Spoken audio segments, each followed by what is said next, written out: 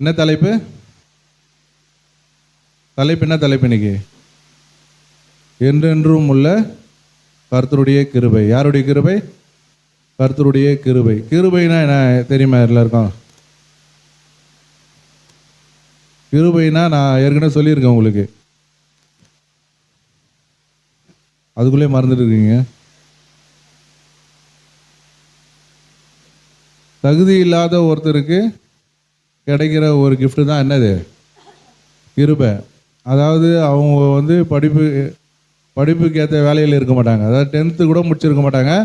ஆனால் அவங்க எந்த இடத்துல இருப்பாங்க? உயர்ந்த பதவியில் இருப்பாங்க. அவங்களுக்கான தகுதி அது அவங்களுக்கு இருக்காது, குவாலிஃபிகேஷனே இருக்காது. ஆனால் அவங்க செய்கிற வேலையை பார்த்தீங்கன்னா அதோடு என்ன இருக்கும்? மேலான ஒரு வேலையாக இருக்கும். தகுதி இல்லாத ஒருத்தருக்கு கொடுக்குற ஒரு ஈவு தான் என்னது? கிருபை. ஆண்டவருக்கு நம்மலாம் தகுதி இல்லாதவங்க. ஆண்டவருடைய பார்வைக்கு தகுதி இல்லாத நம்மளை ஒரு தகுதிப்படுத்தி வச்சிருக்காருன்னா அது ஆண்டவர் கொடுத்துருக்கிற என்னது? அது கிருபை. நம்ம வாரம் மாதமான முதலாவது ஞாயிற்றுக்கிழமையில் நம்ம என்ன வாசிக்கிறோம்? சங்கீதம் 136 வாசிக்கிறோமா இல்லையா? கர்த்தர் நல்லவர், அவர் கிருபை என்றும் உள்ளது. எதுக்காக நாம் வாசிக்கிறோம்? யாராச்சும் யோசிச்சிருக்கீங்களா? என்ன இது மாசானா முதலாவது ஞாயிற்றுக்கிழமைனா ஐயா இதை வாசிக்க சொல்கிறாரு, அவர் கிருபை என்றும் உள்ளது, அவர் கிருபை என்றும் உள்ளது என்று சொல்கிறாரு அப்படின்ட்டு யாரா யோசிச்சிருக்கீங்களா? யாரும் யோசிச்சது இல்லையா? யோசிச்சிருக்கீங்களா? எதுக்காக?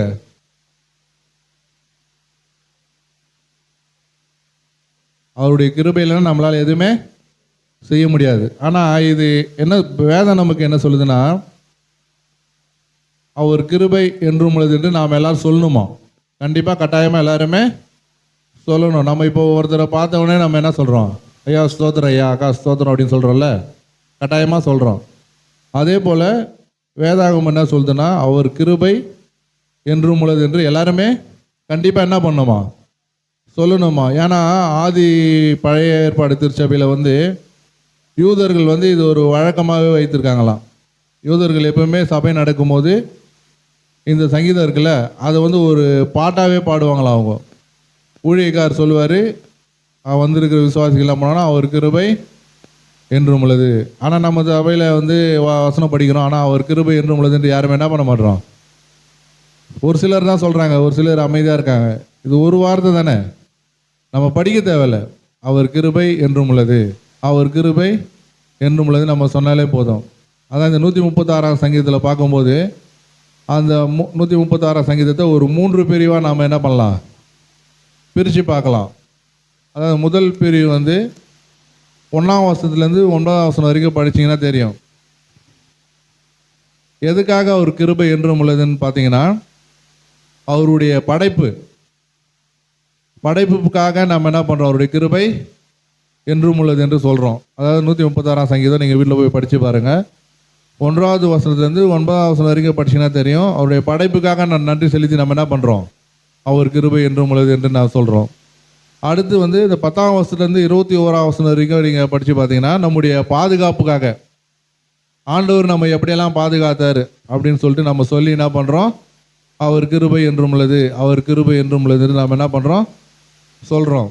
21ஆம் வசனத்துலேருந்து கடைசி வசனம் வரைக்கும் படித்து பார்த்தீங்கன்னா அது நம்முடைய தேவைகள், நம்முடைய தேவைக்காக என்ன பண்ணுறோம்?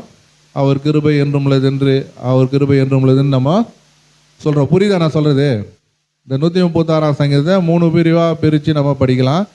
முதல் வசனத்திலிருந்து 9ஆம் வசனம் வரைக்கும் நம்முடைய படைப்புக்காக அவர் கிருபை என்றும் உள்ளதுன்னு நம்ம சொல்லலாம். 10ஆம் வசனத்துலேருந்து 21ஆம் வசனம் வரைக்கும் நமக்கு கொடுத்துருக்கிற ஆண்டவருடைய பாதுகாப்புக்காக அவர் கிருபை என்றும் உள்ளது நம்ம சொல்லணும். 22ஆம் வசனத்துலேருந்து கடைசி வசனம் வரைக்கும் நம்முடைய தேவைகளுக்காக அவர் கிருபை என்றும் உள்ளது என்று நம்ம சொல்லணும். சொல்லுவீங்களா? இனிமேல் இந்த வசனம் படிக்கும்போது நம்ம கண்டிப்பாக என்ன பண்ணோம்? கர்த்தர் நல்லவர், அவர் கிருபை என்றும் உள்ளது, அவர் கிருபை என்றும் உள்ளது. ஆண்டவர் நம்ம இது அவரை மகிமைப்படுத்துகிற ஒரு வார்த்தை. புரியுதுங்களா? நம்ம உலகத்தாரை நாம் கனப்படுத்தணும், உலகத்தாரை பிரியப்படுத்துகிறோம். அதுபோல் நம்ம வணங்குற நம்ம தெய்வத்தை, நம்முடைய ஆண்டவரை நம்ம என்ன பண்ணோம்? கனப்படுத்தணும், மகிமைப்படுத்தணும். அதுக்காக நம்ம கண்டிப்பாக இதை சொல்லி தான் ஆகணும். இந்த அவர் கிருபை என்றும் உள்ளதுன்னு சொல்லிட்டு 136 சங்கீதத்தில் திரும்ப திரும்ப வருது. இது வந்து ஒரு கிருபையின் திறவுகோலாம். நமக்கு கிருபை கிடைக்கணும்னா அதுக்கான ஒரு சாவி இது, இந்த அதிகாரம். அது வந்து என்னது, இது அது ஒரு திறவுகோல். அதே போல் சங்கீதத்தில் பார்த்தீங்கன்னா 106ஆம் சங்கீதம் 1வது வசனத்துலேயும் அவர் கிருபை என்றும் உள்ளதுன்னு வரும். 107ஆம் சங்கீதம் 1ஆம் வசனத்துலேயும் வருது. 118ஆம் சங்கீதம் 1ஆம் வசனம் 29ஆம் வசனத்துலேயும் இந்த கிருபை அப்படின்னு சொல்லிட்டு ஒரு வார்த்தை வருது. முதலாவது வேதாகமத்தில் கிருபை என்ற வார்த்தை எங்கே வருதுன்னு யாருக்குன்னா தெரியுமா? பைபிளில் கிருபை, பைபிளில் முதலாவது எங்கே வருது கிருபை என்ற ஒரு வார்த்தை? யார் சொல்கிறா பார்க்கலாம்.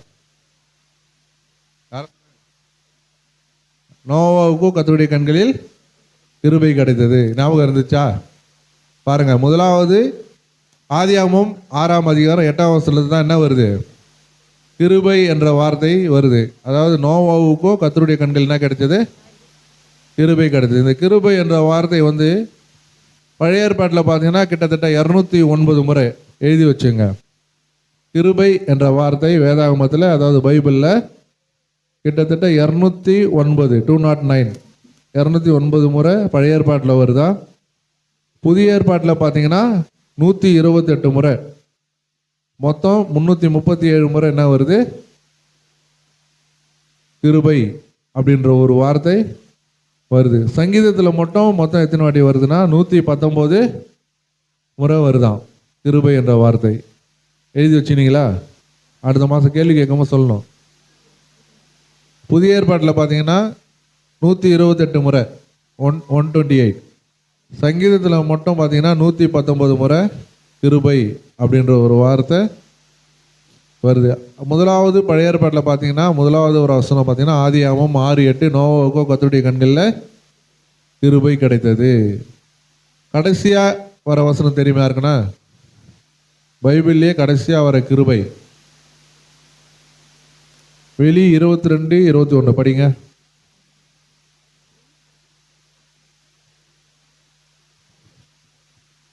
நம்முடைய கர்த்தராகிய இயேசு கிறிஸ்துவின் கிருபை, நம்முடைய கர்த்தராகிய இயேசு கிறிஸ்துவினுடைய கிருபை உங்கள் அனைவரோடும் கூட இருப்பதாக. உங்கள் அனைவரோடும் கூட இருப்பதாக. கடைசியா ஆண்டவர் என்ன சொல்லி முடிக்கிறாரு? படிங்க திரும்பவும். நம்முடைய கர்த்தராகிய இயேசு கிறிஸ்துவின் கிருபை, நம்முடைய கர்த்தராகிய இயேசு கிறிஸ்துவினுடைய கிருபை உங்கள் அனைவரோடும் கூட இருப்பதாக. பாருங்க, உங்கள் அனைவரோடும் கூட இருப்பதாக. கிருபை என்பது எவ்வளவு முக்கியமான ஒரு வார்த்தை பாருங்க. அந்த கிருபையெல்லாம் நம்மளால என்ன பண்ண முடியாது, வாழவே முடியாது. ஆண்டவர் விட்டு நம்ம வழி தப்பி வழி விலகி போயிட்டோம்னா ஆண்டவருடைய கிருபை நமக்கு கண்டிப்பாக இருக்காது. நம்முடைய பலவீனத்தில் நம்முடைய தாங்கிறது என்னது?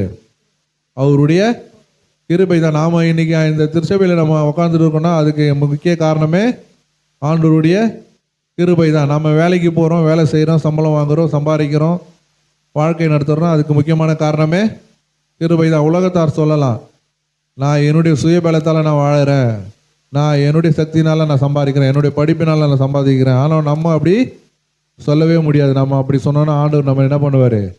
கண்டிப்பாக நம்முடைய அதுலேருந்து நம்ம கீழே தள்ளிடுவார். பாருங்கள், இந்த பவுல் அப்போஸ்தலனுக்கு ஆண்டவருடைய கண்களில் கிருபை இருந்துச்சா இல்லையா? அவருக்கு வந்து ஒரு முள் எப்பவுமே அவர் வந்து என்ன பண்ணுமா, உயர்த்தாதபடிக்கு கூட்டி கொண்டே இருக்குமா. அதே போல் தான் நமக்கும் எல்லாருக்குமே ஒரு முள் கொடுத்துருப்பார் ஆண்டவர். ஏன்னா நம்ம வந்து மனுஷன், நம்ம எப்பவுமே என்ன பண்ணுவோம், பெருமை பாராட்டுவோம். அதனால் அது பெருமை பாராட்டாதபடிக்கு நம்ம எப்போ நமக்குள்ளெல்லாம் பெருமை வருதோ அப்போல்லாம் ஆண்டவர் என்ன பண்ணுவோம், நம்ம என்ன பண்ணுவார், எப்பவுமே கூட்டி கொண்டே இருப்பார். ஏன்னா நம்ம பெருமை நமக்குள்ளே வந்ததுனால ஆண்டவர் நம்மை உணர்த்துவோம். நமக்கு சோதனையில் கொடுப்பார், நம்முடைய பலவீனங்களை கொடுப்பார். அப்போ நம்ம நினச்சிக்கணும் நம்ம ஏதோ தவறு செய்து கொண்டிருக்கிறோம், ஆண்டவருக்கு விரோதமாக நம்ம நடந்து கொண்டிருக்கோம். அதான் ஆண்டவர் நமக்கு என்ன சொல்கிறாரு, சோதனைகளை கொடுக்குறாரு அப்படின்னு சொல்லிட்டு நம்ம என்ன பண்ணோம் நினச்சி அதுலேருந்து நம்ம மனம் திரும்பி வரணும். அப்போ தான் ஆண்டவருடைய கிருபை நமக்கு என்ன வரும், பரிபூர்ணமாக கிடைக்கும். அதான் இங்கே பவுல் அப்போஸ்தலன் சொல்கிறாரு, உங்களுடைய கிருபை என்னை என்ன பண்ணுது, தாங்குது.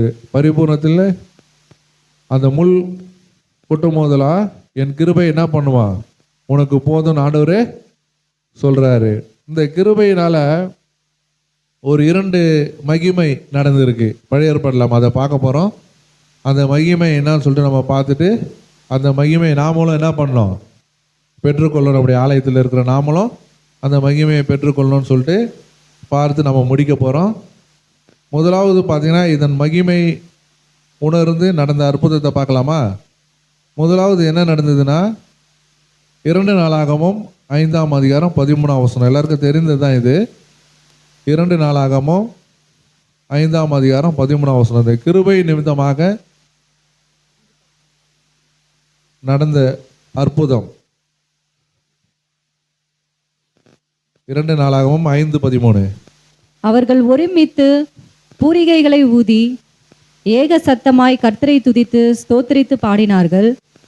ஆசாரியர் பரிசுத்த ஸ்தலத்திலிருந்து புறப்படுகையிலும் பாடகர் பூரிகைகள் தாளங்கள் கீத வாத்தியங்களுடைய சத்தத்தை தொனிக்க பண்ணி கர்த்தர் நல்லவர், அவர் கிருபை என்றும் உள்ளதென்று அவரை ஸ்தோத்திரிக்கையிலும் கர்த்தருடைய வீடாகிய தேவாலயம் மேகத்தினால் நிறையப்பட்டது. அல்லேலூயா. இங்கே என்ன சம்பவம்னா, சாலமோன் என்ன பண்ணுறாரு, ஒரு ஆலயத்தை ஆண்டவருக்காக கட்டி பிரதிஷ்டை பண்ணும்போது அந்த இடத்துல என்ன பண்ணுறாங்க, பாடல் குழுவினரை வைத்து ஆண்டவர் என்ன பண்ணுறாங்க, துதிக்கிறாங்க. எப்படி துதிக்கிறாங்க? கர்த்தர் நல்லவர், அவர் கிருபை என்றும் உள்ளது என்று என்ன பண்ணுறாங்க, துதிக்கிறாங்க. நாமளும் இந்த இடத்துல நம்ம துதிக்கும் போது அங்கே என்ன நடந்தது பாருங்க, என்ன மகிமை நடந்தது. ஆண்டுடைய மகிமை அந்த ஆலயத்தில் என்ன ஆகுதான், நிரம்பிச்சு. அந்த ஆலயமே ஆண்டுடைய மகிமையினால் நிரம்பி அங்கே ஆண்டவர் என்ன பண்ணுறாரு, அங்கே இருக்கிற ஒவ்வொருத்தரையும் ஆசீர்வதிக்கிறாரு. நடந்ததா இல்லையா? அவங்க என்ன பண்ணாங்க, ஆண்டவரை துதித்தாங்க. எப்படி துதித்தாங்க? கர்த்தர் நல்லவர், அவர் கிருபை என்றும் உள்ளது என்று சொல்லி என்ன பண்ணாங்க, ஆண்டவரை துதித்தாங்க. அந்த இடத்துல என்ன ஆச்சு, ஆண்டவருடைய மகிமை அந்த இடத்துல இறங்கி அவர்களை ஆசீர்வதிச்சா இல்லையா? எந்த இடத்துல? சாலமோன் முதலாவது ஆண்டவருக்காக கட்டின தேவாலயத்தில் ஆண்டவருடைய மகிமை அந்த இடத்துல இறங்கி அவர்களை என்ன பண்ணுச்சு, ஆசீர்வதிச்சு. அதே போல் நம்முடைய ஆலயத்திலும் ஆண்டவருடைய மகிமை ஆண்டவருடைய பிரசன்னம் இறங்கணும்னா நாம் ஆண்டவர் என்ன பண்ணோம், துதிக்கணும். அதுக்கு தான் என்ன பண்ணாரு, துதி ஆராதனை வாங்க, துதி ஆராதனைக்கு வாங்கன்னு சொல்லிட்டு நாம் வாரம் சொல்கிறது. ஆண்டவர் நம்ம முதலாவது நம்ம துதிக்கணும். அவரை துதித்து அவரை சந்தோஷப்படுத்தும் போது தான் அவர் நமக்கு ஆசீர்வாதங்களை அற்புதங்களை நம்முடைய வாழ்க்கையில் என்ன பண்ணுவார், கட்டளையிட அவர் வல்லவராக இருக்கிறார். இந்த இடத்துல பாருங்கள், சாலமோன் ஆலயத்தில் அதுக்காகவே துதிக்கிறதுக்காகவே அவர் என்ன பண்ணுறாரு, பாடக்குழுவினரை ஏற்படுத்தி அந்த இடத்துல கீத வாத்தியங்களை வாசிக்க செய்து அங்கே என்ன பண்ணுறாங்க, கர்த்தர் நல்லவர், அவர் கிருபை என்றும் உள்ளதுன்னு சொல்லி என்ன பண்ணுறாங்க, அங்கே துதிக்கிறாங்க. அந்த இடத்துல துதிக்கும் போது ஆண்டுடைய மகிமை ஆண்டுடைய பிரசனம் அந்த ஆலயத்துக்கு ஃபுல்லாக என்னாச்சு, நிரம்பி அங்கே இருக்கிற ஒவ்வொருத்தரும் என்ன பண்ணுது, அது ஆசீர்வதித்தது.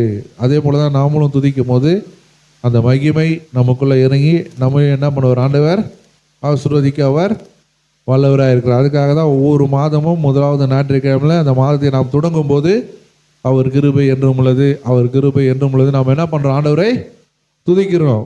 இப்போ உணர்ந்துட்டீங்களா, தெரிஞ்சுக்கிட்டீங்களா எதுக்காக அந்த வசனத்தை நாம் சொல்கிறோம்? படிக்க தெரியாதவங்க கூட நீங்கள் என்ன பண்ணலாம், ஐயா அந்த வசனத்தை முதல்ல படிக்கும் போது நீங்கள் என்ன பண்ணலாம், கூட சேர்ந்து அவர் கிருபை என்றும் உள்ளது, அவர் கிருபை என்றும் உள்ளது நாம் சொல்லலாம். அடுத்து பாருங்கள், ரெண்டாவது அவர் கிருபை என்றும் உள்ளது என்று எங்கே வாசித்தாங்க, எங்கே என்ன பண்ணாங்கன்னு சொல்லிட்டு பார்க்கலாமா? அதே 2 நாளாகமும் 20ஆம் அதிகாரம் எடுத்து வச்சுங்க. 21ஆம் வசனம் படிங்க. 2 நாளாகமும் 20:21. பின்பு அவன் ஜனத்தோடே ஆலோசனை பண்ணி பரிசுத்தம் உள்ள மகத்துவத்தை துதிக்கவும் ஆயுதம் அணிந்தவர்களுக்கு முன்னாக நடந்து போய் கர்த்தரை துதியுங்கள், அவர் கிருபை என்றும் உள்ளதென்று கர்த்தரை பாடவும் பாடகரை நிறுத்தினான். இந்த சம்பவம் என்னன்னு தெரியுமா உங்களுக்கு? யாருக்கு தெரியும்? அடிக்கடி நம்ம பிரசங்கத்தில் கேட்குறோம், தெரியுமா? யோசபாத் ராஜா தெரியுமா? யோசபாத் ராஜாவுக்கு விரோதமாய் 3 தேசத்தார் என்ன பண்ணுறாங்க, போர் செய்வதற்காக எதிர்த்து வராங்க. ஆனால் யோசபாத்துக்கிட்ட எந்த வித ஆயுதமும் எதுவுமே இல்லை. அவர் என்ன பண்ணுறாரு, ஆண்டவரை நோக்கி விண்ணப்பம் பண்ணுறாரு. அவர் எதிர்த்து வந்த நாட்டினர் பேர் தெரியுமா? 1வது வசனம் படிக்கலாமா? 20:1 படிங்க.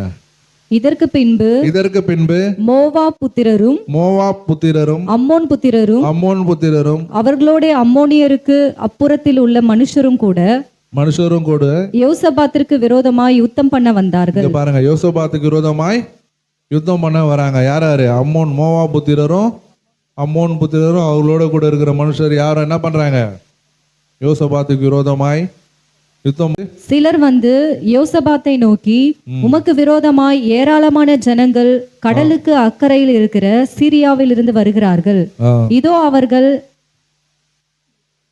அவர்கள் எங்கேதியாகிய ஆசொன்னு தாமாரில் இருக்கிறார்கள் என்று அறிவித்தார்கள். தொடர்ந்து படிங்க அப்படியே.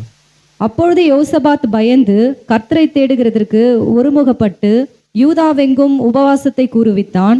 அப்படியே யூதா ஜனங்கள் கர்த்தரிடத்தில் சகாயம் தேட கூடினார்கள். யூதாவில் உள்ள எல்லா பட்டணங்களிலும் இருந்து அவர்கள் கர்த்தரை தேட வந்தார்கள்.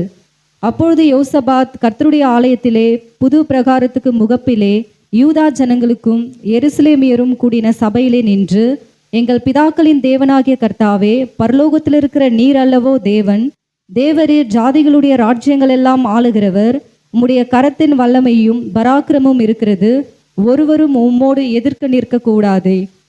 எங்கள் தேவனாகிய நீர் உம்முடைய ஜனமாகிய இஸ்ரவேலுக்கு முன்பாக இந்த தேசத்து குடிகளை துரத்திவிட்டு இதை உம்முடைய சிநேகிதனாகிய ஆபிரகாமுடைய சந்ததிக்கு என்றென்றைக்கும் என்று கொடுக்கவில்லையா? ஆதலால் அவர்கள் இங்கே குடியிருந்து இதிலே உம்முடைய நாமத்துக்கென்று ஒரு பரிசுத்த ஸ்தலத்தை கட்டினார்கள். போதும். இங்க பாருங்க, யோசபாத்துக்கு விரோதமாய் 3 தேசத்தார் என்ன பண்றாங்க? சண்டை பண்றதுக்காக வராங்க. அப்போ யோசபாத் என்ன பண்றாரு? ஆண்டவரை நோக்கி விண்ணப்பம் பண்றாரு. விண்ணப்பம் பண்ணதும் இல்லாம அங்க உபவாசத்தை குறிவித்து அந்த இடத்துல என்ன பண்றாரு? முதல்ல நம்ம படிச்சோம்ல 21ஆம் வசனத்துல 21 திரும்பி படிங்களா? 20-21 படிங்க, திரும்ப படிங்க. பின்பு அவன் ஜனத்தோடே ஆலோசனை பண்ணி பரிசுத்தமுள்ள மகத்துவத்தை துதிக்கவும் ஆயுதம் அணிந்தவர்களுக்கு முன்னாக நடந்து போய், கர்த்தரை துதியுங்கள், அவர் கிருபை என்றும் உள்ளதென்று கர்த்தரை பாடவும் பாடகரை நிறுத்தினான். ஹல்லேலூயா. இங்க பாருங்க, அடுத்தது என்ன பண்றான்? அந்த இடத்துல கர்த்தரை துதிக்கிறதுக்காக பாடகரை ஏற்படுத்தி, கர்த்தர் நல்லவர், அவர் கிருபை என்றும் உள்ளது என்று துதிக்கிறதுக்காக என்ன பண்றான்? பாடகரை நிறுத்துறான். அவனுக்கு விரோதமாய் அந்த தேசத்தார் எழும்பி வராங்க. இன்றைக்கு பார்த்தீங்கன்னா இப்போ நடந்து கொண்டிருக்கிற சம்பவம் எல்லாருக்கும் தெரியும். நம்முடைய தேசத்தை நோக்கி யார் வர்றது தெரியுமா? தெரியுமா தெரியாதா? பாகிஸ்தானுக்கும் இந்தியாவுக்கும் சண்டை நடக்குது. யாருக்கெல்லாம் தெரியாது? ஐயோ எனக்கு தெரியாதுன்னு சொல்கிறவங்க கை தூக்குங்க. எல்லாருக்குமே தெரியுமா? பாகிஸ்தானுக்கு இந்தியாவுக்கும் சண்டை நடக்குது. நமக்கு விரோதமாக யார் எழும்பி வராங்க? பாகிஸ்தான் எழும்பி வராங்க. அப்போ நம்ம என்ன பண்ணோம்? ஜெபிக்கணும், ஆண்டவரை நோக்கி துதிக்கணும். யோசபாத் என்ன பண்ணாரு? பாடகர் குழுவினர் ஏற்படுத்தி அங்கே ஆண்டவரை துதித்தாரு. நாமளும் என்ன பண்ணோம்? நமக்கு விரோதமாக எழும்பி வருகிற அந்த பாகிஸ்தான் நாட்டுக்காக நாம ஜெபிக்கணும். இன்னைக்கு பிரதமர் என்ன பண்ணுறாரு? அவங்களுடைய அமைச்சர்கள் அவங்க கூடி வர வச்சு இராணுவத்துறையில் வச்சு என்ன பண்ணுறாரு? ஆலோசனை பண்ணுறாரு. அவர் ஒரு பக்கம் பண்ணுறாரு. ஆனால் நாம என்ன பண்ணோம்? ஆண்டவருடைய பிள்ளைகள் நாம் என்ன பண்ணுறோம்? ஆண்டவருடைய வசனத்தை நாம் அறிந்து இருக்கிறோம். நமக்கு விரோதமாக எழும்பி வருகிற அந்த தேசத்திற்காக நாம் என்ன பண்ணோம்? ஆண்டவரை துதிக்கணும். அவர் நல்லவர், அவர் கிருபை என்றும் உள்ளது என்று நம்ம என்ன பண்ணோம்? துதிக்கணும். அப்படி துதிக்கும் போது அந்த போரை ஆண்டவர் நிறுத்த மாட்டாரா? கண்டிப்பாக நிறுத்துவார். நேற்று பார்த்தீங்கன்னா போர் நிறுத்தம் பண்ணிக்கலாம் சொல்லிட்டு ஒப்பந்தம் போட்ட பிறகும் என்ன பண்ணுறாங்க? பாகிஸ்தான் வந்து இந்திய தேசத்தை திரும்பவும் தாக்குறாங்க. பாருங்க உலகத்தார் எப்படி பண்ணுறாங்க பாருங்க. ஒரு ஒப்பந்தம் போட்டாச்சு, இனிமேல் போர் வேணாம் நிறுத்திக்கலாம் சொல்லிட்டு அப்படி சொல்லியும் என்ன பண்ணுறாங்க? இந்திய தேசத்துக்கு விரோதமாக எழும்பி அவங்க என்ன பண்ணுறாங்க? அந்த ட்ரோன் மூலயமா நம்மளை தாக்குறதுக்காக வராங்க. பாருங்க, அவங்களுக்காக நம்ம என்ன பண்ணோம்? ஜெபிக்கணும். அதுதான் முக்கியம். இங்கே யோசபாத் எப்படி அவருக்கு விரோதமாய் வந்த ஜனங்களை எப்படி ஆண்டவர்கிட்டத்தில் ஒப்பு கொடுத்து பாடகர் குழுவினர் ஏற்படுத்தி ஆண்டவரை துதித்தாரோ, அதே போல் நாமளும் என்ன பண்ணோம்? நமக்கு விரோதமாக எழும்பி வராங்க. பாகிஸ்தான் மாத்திரமல்ல, நம்மை சுற்றி இருக்கிற ஒவ்வொரு நாடு, சீனா நாடு தெரியுமா? சீனாவும் நமக்கு விரோதமாக என்ன பண்ணுறாங்க? எழும்பி வராங்க. இப்போ சீனா நாட்டில் இருக்கிறவங்க ஒரே சந்தோஷமாக இருப்பாங்க. ஏன்? நமக்கும் பாகிஸ்தானுக்கும் சண்டை நடக்குது. இந்த நேரத்தில் நம்ம என்ன பண்ணலாம்? லகுவாக இந்திய தேசத்துக்குள்ளே பூந்துடலாம் அப்படின்ட்டு ஒரு கங்கணம் கட்டியிருப்பாங்க. எப்படி அம்மோன் புத்திரரும் மோவா புத்திரரும் அவங்களுக்கு விரோதமாக எழும்பி வராங்களோ, அதே போல் இந்திய தேசத்துக்கு விரோதமாய் பாகிஸ்தான் மற்றும் சீனா, பங்களாதேஷ் போன்ற நாடுகள்லாம் பண்ணாங்க. எழும்பி வர்றதற்கு ஒரு வாய்ப்பு இது. அதனால் நம்ம என்ன பண்ணோம், இன்னும் ஊக்கமாய் ஜெபிக்கணும். உங்களுடைய தனி ஜெபத்தில், குடும்ப ஜெபத்தில் என்ன பண்ணுங்க, ஆண்டவரை துதித்து ஜெபம் பண்ணுங்க. அப்போ தான் நம்ம வெற்றி அடைய முடியும். இல்லைன்னா நம்ம என்ன பண்ண முடியாது, வெற்றி அடைய முடியாது. இவங்க யோசபாத்துக்கு எப்படி வெற்றி கிடைச்சது தெரியுமா? ஆண்டவரை துதிச்சார்ல, துதிச்ச பிறகு எப்படி வெற்றி கிடைச்சு? அவர் போய் போர் செஞ்சாரா? இன்னைக்கு நாமளும் நம்ம துதிக்கும் போது நாம போய் பாகிஸ்தான் கிட்ட போர் செய்ய தேவையே இல்லை. ஆண்டவரே என்ன பண்ணுவார், நமக்காக யுத்தம் பண்ணுவார். அவரே என்ன பண்ணுவார், அந்த யுத்தத்தை ஓய பண்ணுவார். இங்கே என்ன பண்ணாங்க, பாடி துதித்தாங்க. இந்த 22ஆம் வசனத்தில் பாருங்களா, அவர்கள் பாடி துதி செய்ய தொடங்கின போது யூதாவுக்கு விரோதமாய், படிங்க. அவர்கள் பாடி துதி செய்ய தொடங்கின போது யூதாவுக்கு விரோதமாய் வந்து பதிவு இருந்த அம்மோன் புத்திரரையும் மோவாபியரையும் சேயீர் மலை தேசத்தாரையும் ஒருவருக்கு விரோதமாய் ஒருவரை கர்த்தர் எழும்ப பண்ணினதினால் அவர்கள் வெட்டுண்டு விழுந்தார்கள். பாருங்க, இதெல்லாம் என்ன காரணம் சொல்லுங்க, காரணம் என்ன? இது ஆண்டவரை அவர்கள் துதித்தார்கள். எப்படி துதித்தாங்க? அவர் நல்லவர், அவர் கிருபை என்றும் உள்ளது என்று ஆண்டவரை துதித்ததுனால இவங்க போய் எதுவுமே என்ன பண்ணல, சண்டை போடல. அவங்களுக்குள்ளாக என்ன பண்ணாங்க, வெட்டுண்டு மடிஞ்சு போனாங்க. இன்னைக்கு நாம் மற்றொரு இடத்துல போய் போர் செய்ய தேவையில்லை. சீனாவும் பாகிஸ்தான் அவங்களுக்குள்ளாகவே அவங்க என்ன பண்ணுவாங்க, வெட்டி கொண்டு அவங்களே மடிந்து போவாங்க. நமக்கு விரோதமாக எழும்பி வரமாட்டாங்க. ஜெபிப்பீங்களா நம்முடைய தேசத்துக்காக? கண்டிப்பாக நம்ம என்ன பண்ணோம், நம்முடைய தேசத்துக்காக ஜெபிக்கணும்.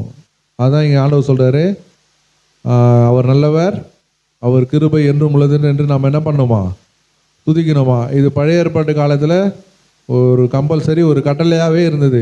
ஆலயத்தில் என்ன பண்ணோம், துதிக்கணும். யூதர்கள் என்ன பண்ணுவாங்களாம், துதி ஆராதனையில் இந்த பாட்டை பாடி தான் என்ன பண்ணுவாங்க, துதிப்பாங்க. அதே போல் நாமளும் என்ன பண்ணோம், ஆண்டவரை துதிக்கணும். இந்த துதி எடுக்கும்போது 2 விதமான மகிமை.